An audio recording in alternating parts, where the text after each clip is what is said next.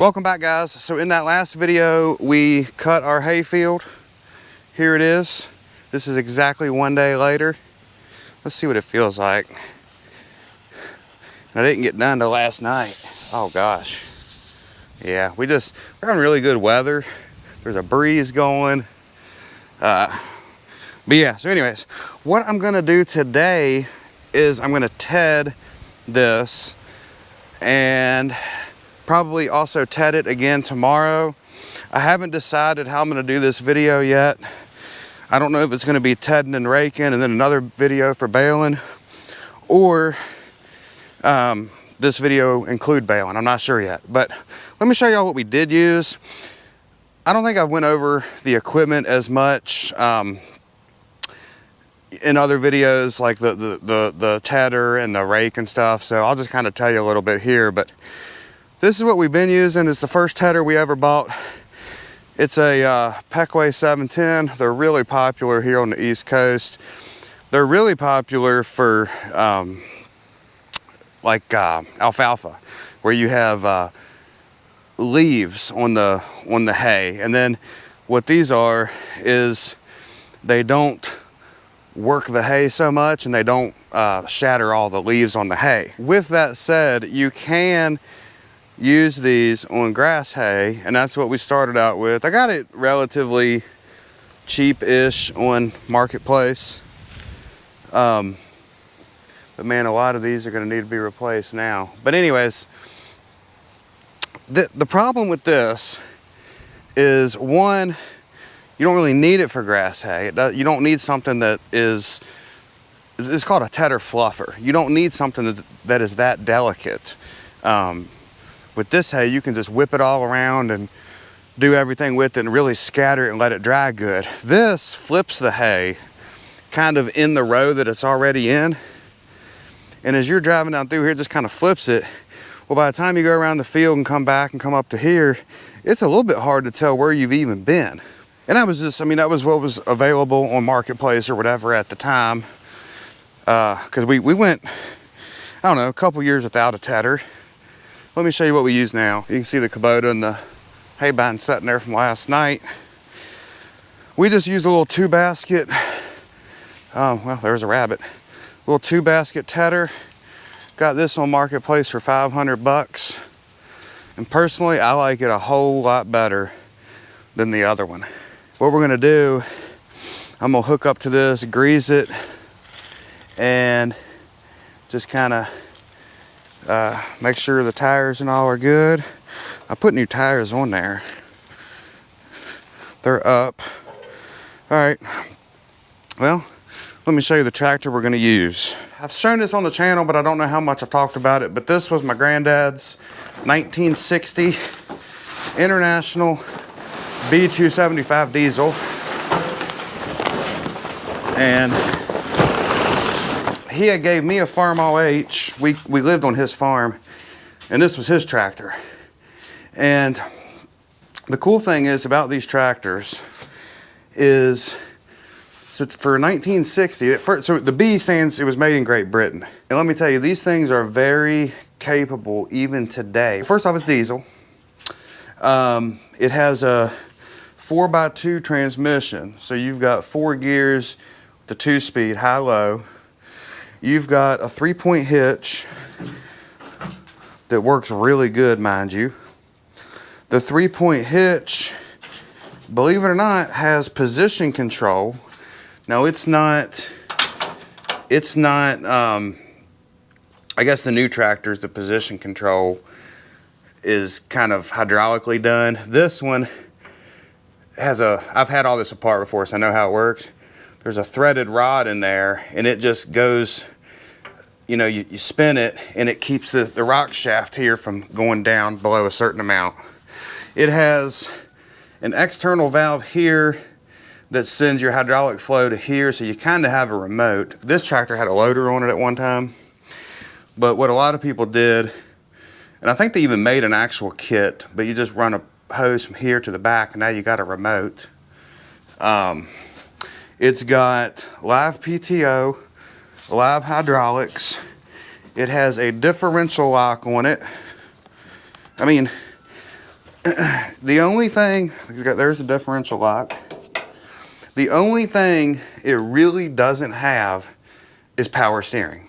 And that's, my granddad always said that, but that's the only thing it really doesn't have. I mean, you can put a bush hog on one of these and go right to town bush hogging. It's low, you get under trees and everything. But yeah, I mean, these, compared to like a 4-to-8 or something like that, I mean, these things have all kind of features on them. Now, you saw me just untarp it. If the battery is up, I'll show you how easy it starts. My granddad used ether on it for like 20 years or more because he didn't want to repair the glow plugs. But what you do, set the throttle all the way back, make sure the diesel's turned on. Just take your glow plugs here, hold it down for about 10 seconds and hit the starter. And this switch right here has been kind of weird lately. So let's see what happens. And it's supposed to be kind of a mock glow plug in there. And you'll see that turn red and smoke as well, but you can just kind of do it for 10 seconds.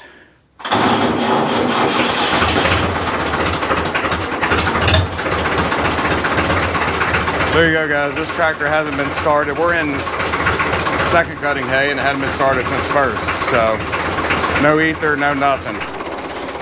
Alright, so I'm greasing this thing up, and why don't, and maybe I just don't know, maybe these aren't as good or whatever, but why has this type of grease fitting on a universal joint not become standard? You don't have to try to get down in there and get it, and then your thing doesn't fit in there. And I mean, it's kind of like this one here. That one, I guess, has probably been replaced because I put aftermarket ones on before that had it on the top. But like this one here, I had it hooked up. Now you can't get to it while it was hooked up on the tractor. You got to get that universal joint at a sharp angle. Get that in there. I tell you, I've got a lamb pride bush hog that it's almost impossible to get to the grease fitting down in there. From a serviceability standpoint, this just seems way easier to me.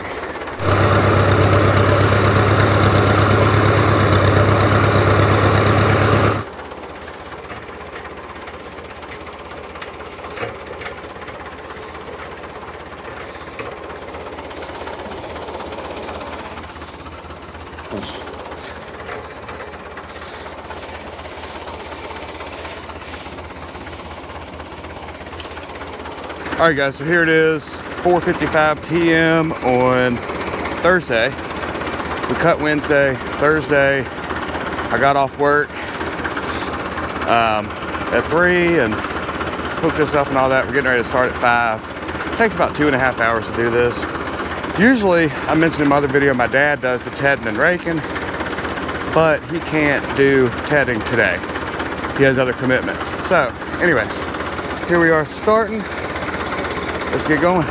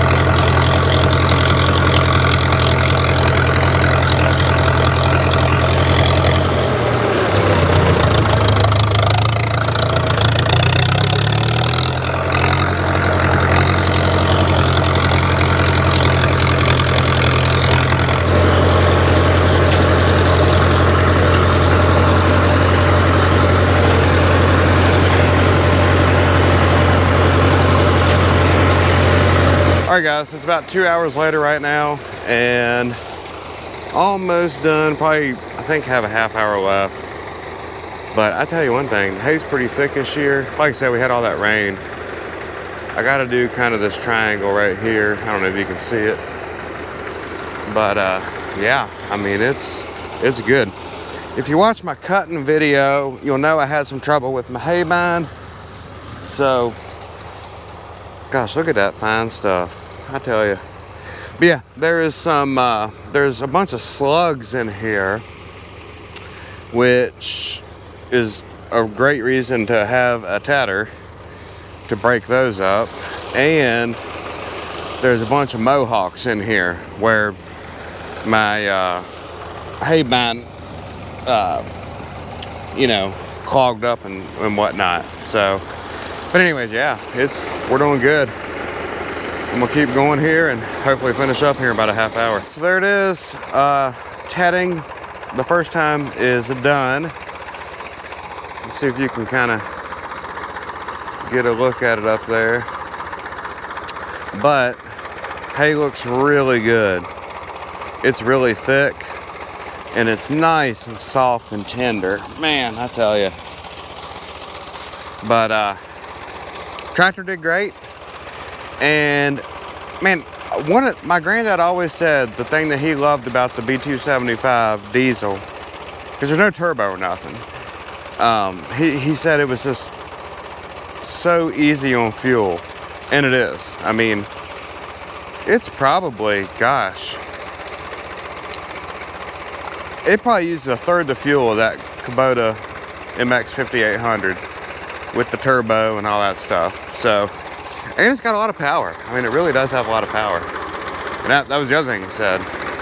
Never run short on power. My dad is gonna be here tomorrow and he is gonna ted a second time. So here we are on Friday evening. We cut Wednesday, I tedded Thursday, and here we are Friday. And my dad, he's retired, he came over and tedded one more time. You don't need to ted twice, but I've personally found for no more acreage than we have and that kind of thing, it's just cheap insurance. You know, if I had a huge amount of acreage and stuff, I wouldn't be able to do that. But anyways, he tedded today. We have beautiful weather. And I tell y'all what, this is some nice hay. Look at that. I mean, it is just fine and soft. What I wanted to tell y'all and kind of make a little bit of a point of was, it's tough trying to work a full-time job. And you know, I know that we're super small time and all that, but I mean, I love making hay, but sometimes it can be a little tough because right now it's 6 p.m. I did get off at 3. I got off at 3. That's when I get off, but I had to go to the co-op. I had to get twine and different things for today. So while I was there, I had to get all kind of bags of feed and cracked corn and goat feed and minerals for the cows and all this stuff. So I had to distribute all that out. Some of it went out there, some of it went down here. I mean, did all that. So now what I need to do, and that's in addition to like feeding all the animals once I got home. But now what I need to do, I need to unhook the tedder and I need to hook the trailer mover up to the tractor on the 3-point hitch, then hook the hay rake up, then grease the hay rake. That'll be the first thing needed tomorrow. We're gonna be baling tomorrow on Saturday. Then I need to unhook this tractor from the hay bind, and I need to go get the balers out of the barn. And yes, I said balers because we're using the square baler and the round baler. And even if we weren't using the square baler, it needs to be moved out of that spot where it's at anyways. So it is what it is. But it's just, there's a lot of jockeying stuff around and that kind of thing. I got diesel and I put diesel on that tractor. It's just a lot of little stuff. So anyways, let me do that and kind of get some headway here on the stuff I got to get done. So while I grease this hay rake, I'll just quickly tell you, my dad bought this hay rake. This is an Oliver hay rake from the 50s. And he bought this thing, I believe, about 25 years ago. It's about 2000, roughly. And they went to an auction, my dad and my granddad, and they bought this thing, I believe, for $300. And if it was it wasn't 300, it was 500, or I mean, it was stupid cheap. And obviously, you look at it and you're like, man, this thing looks like junk. Well, that's the thing. You do not need to spend much money on a hay rake or a tedder. So this hay rake was 300 bucks, give or take, and the tedder was 500. You just don't need to spend much money on them. You just don't. So anyways, if you're getting started and needing to buy equipment and all, that's what my advice to you would be. If you guys don't have a LockNLube for your grease gun, I mention it in a lot of my videos. I'm sure you've seen it on a lot of YouTubers' channels and everything. But man, these things are nice. You just click down right here. It grips on the grease fitting when you let off, and it's just one-handed. This hay rake has been pretty, well, a heck of a buy, really. The only thing we really had to do to it was the bearing went out in this mechanism here, and I had to replace that. That was no big deal, like 20 bucks or something. And I think I replaced teeth on it several years ago. But other than that, I mean, it does the job, you know? I mean, ain't but so much, you know, a hay rake, you know, an older one can't do over a newer one, other than just newer one be faster. Oh, I meant to tell you too, I've mentioned this on the channel several times as well, but I hook my hay rake up to a trailer mover, and it moves the pivot point here back probably 2 feet, and you're able to spin this tractor around as tight as you can turn. I mean, it makes a heck of a difference. So, and that was just by trial and error one time.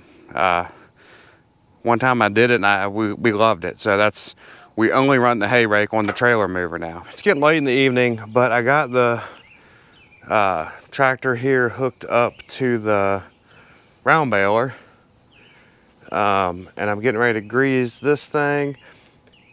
If you haven't seen my channel before, we bought this last fall. We used it for a very, very late second cutting last fall for a few bales, and we used it for first cutting this year. But I am new to round baling. So anyways, that's that. But what I'm gonna do is grease it up. And the reason why I started with this one is because I'm gonna start baling tomorrow with the square baler. So I wanna have that one hooked to the tractor, you know, last thing. So tomorrow morning I'll hook the square baler up to the tractor and grease that. But we'll grease that, we'll oil the chains. Everything looks pretty good, pretty good, pretty good. With that said, I did order a new belt to have as a spare after first cutting, because some of these, like that one, again, I'm not used to round balers, but that looks like it's kind of got a gap there and different things. So I ordered a new belt, at least to have a spare to get me through if something crazy happens. Also, we're gonna try sisal twine, and I'll probably explain that in another video. And what else? Oh, if you saw my other videos, on the other side, on first cutting this year, I blew a hydraulic line out here. The hydraulic lines are original. You can see they're painted. So when that one blew on the other side and I fixed it, I got new ones to replace on this side. So I'm gonna replace these on this side, probably not before we bale. So, but I'll probably after we bale, I'll put them on and put this thing away for the winter. Anyways, I'm gonna get the grease in this thing. It's real easy. I mean, this thing is super easy. They've got marks everywhere you need to grease. Really nice. Well, we made it to bale day. Today is Saturday, and I got my dad out here. He is, I don't know, probably a quarter of the way done or something. The hay is looking really, really nice. I mean, look at that. That is some good stuff. We've had great weather. Check this out. I mean, this has been beautiful. Look at that. I mean, that is some good stuff. Anyways, let me get down here and I'll get a little bit of footage of him raking.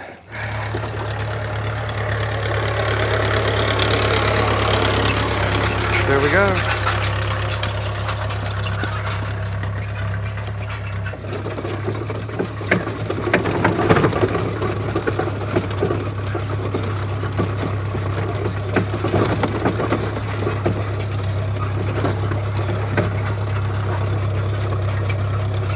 Guys, this hay is really, really nice and fine.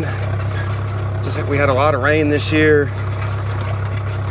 We have really nice, fine hay anyways. I tell you, it's really looking high quality. But yeah, that old Oliver hay rake, man, that thing just keeps on going, knock on wood. I'm getting ready to fire the square baler up here in a minute.